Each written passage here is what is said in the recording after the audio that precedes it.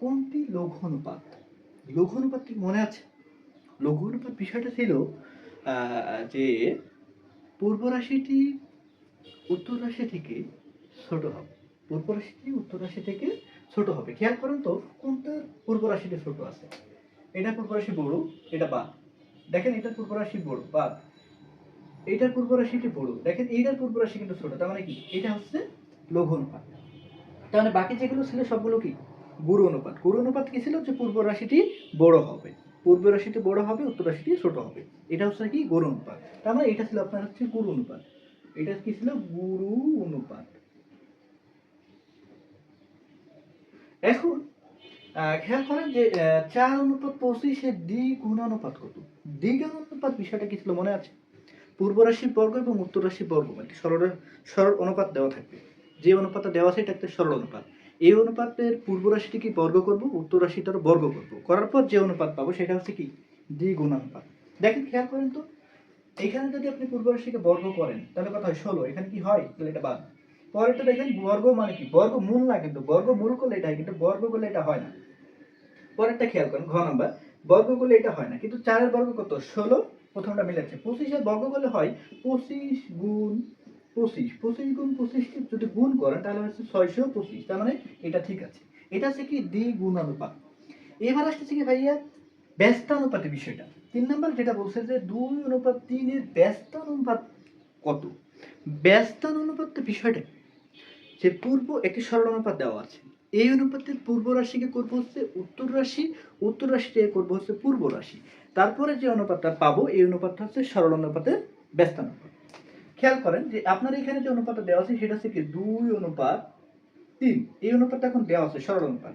এই অনুপাতের পূর্ব রাশিকে করব উত্তর রাশি, উত্তর রাশিকে করব হচ্ছে পূর্ব রাশি। তার মানে উত্তর রাশিকে করলাম হচ্ছে পূর্বের রাশি, আর পূর্ব রাশিকে করলাম হচ্ছে উত্তর রাশি। নতুন যে অনুপাত পেলাম এটা হচ্ছে ব্যস্তানুপাত।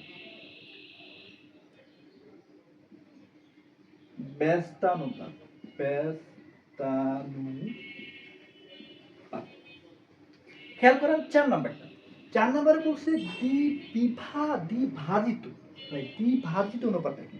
দ্বিভাজিত অনুপাতটা ছিল ভাইয়া পূর্বের রাশি এবং উত্তর রাশি উভয় রাশিকে যদি আমরা বর্গমূল করি। বর্গমূল বিষয়টা কি? রুট।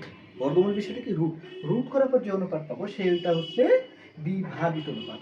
তার মানে এইটাকে যদি রুট করেন, 4 কে যদি রুট করেন কত হবে? 4 কে রুট করলে হবে হচ্ছে 2।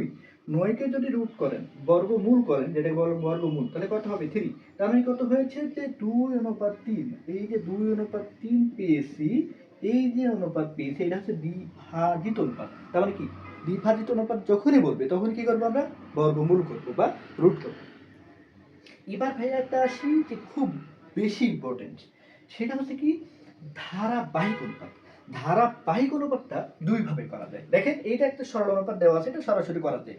2:6:10 এটা সরাসরি করা যায়। এরকম অনুপাত যদি দেওয়া থাকে তার মানে কি ওয়াই এবং ওয়াই যদি সেম হয় সেটা করা যায়। কিন্তু ভাইয়া যদি এরকম অনুপাত থাকে 7:5, 8:9 এরকম যদি অনুপাত থাকে, দেখেন ওয়াই কিন্তু মিলে নাই। দেখেন এইটা যদি এ হয়, এটা বি, কিন্তু এইটা আবার কি ভিন্ন আসতেছে না, সেই অনুপাত ডি হয়ে যাচ্ছে। এইরকম অনুপাত থাকলে কি করব? দেখেন আমাদের অনুপাত হচ্ছে 7:5। আর একটা অনুপাত আছে কি 8:9। এটা যেটা সহজ নিয়ম সেটা হচ্ছে আপনি প্রথমে দুইটা এই বরাবর গুণ করবেন। গুণ করার পর দেখেন কিভাবে গুণ করবেন, উল্টা চেট। মানে আপনি যদি এইটা গুণ করেন, গুণ করলে কত হবে? 27:56 অনুপাত। তারপর গুণ করবেন কি এই বরাবর। গুণ করলে কি 8 আর 5 গুণ করলে 8 5:40। গুণ করা শেষ, এবার গুণ করবেন হচ্ছে এই বরাবর। কত হবে? 5×9 = 45। তার মানে কি শিখালাম? যে ধারাবাহিক অনুপাত যখন করবেন তখন আপনারা এই যে উল্টা এন, মানে আপনার এন হচ্ছে তো এইটা, আপনি এটা করবেন কি উল্টা এন করবেন। মানে আপনি এইটার সাথে গুণ করবেন, এইটার সাথে গুণ করার পরে প্রথমে এই বরাবর গুণ করবেন, গুণ করার পর কি করবেন? এই আড়াআড়ি গুণ করবেন, আড়াআড়ি গুণ করার পর কি বা নিচে গুণ করবেন। এই যে গুণ করেছেন বা উল্টা জেড করেছেন, এইটা হচ্ছে কি আপনার ধারাবাহিক অনুপাত। খেয়াল করেন আবার আরেকটা উদাহরণ। মনে করেন একটা উদাহরণ দেওয়া আছে 3:5। খেয়াল করেন ভালো করে, 3:5। একটা অনুপাত সরল অনুপাত। আরেকটা অনুপাত দেওয়া আছে 7:8। এই দুইটা অনুপাতের ধারাবাহিক অনুপাত কত হবে? ধারাবাহিক অনুপাত যখন কি করবো তখন কি করবো, এইভাবে সাজাই নেবো, এইভাবে সাজাই নেব। প্রথমেটা লিখবো 3:5 লিখলাম, পরেরটা লিখবো 7:8, লেখা শেষ।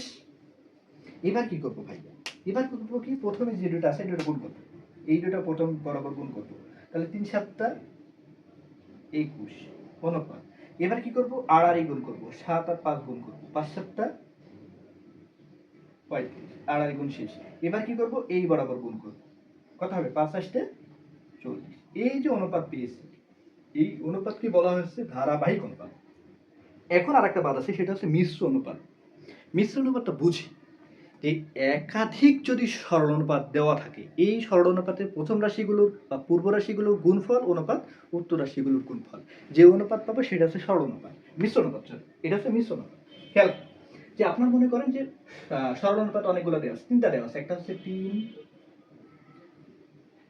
3:5, আর একটা দেওয়া আছে 6:9, 6:7 ধরলাম। আর একটা অনুপাত দেওয়া আছে যে 8:10।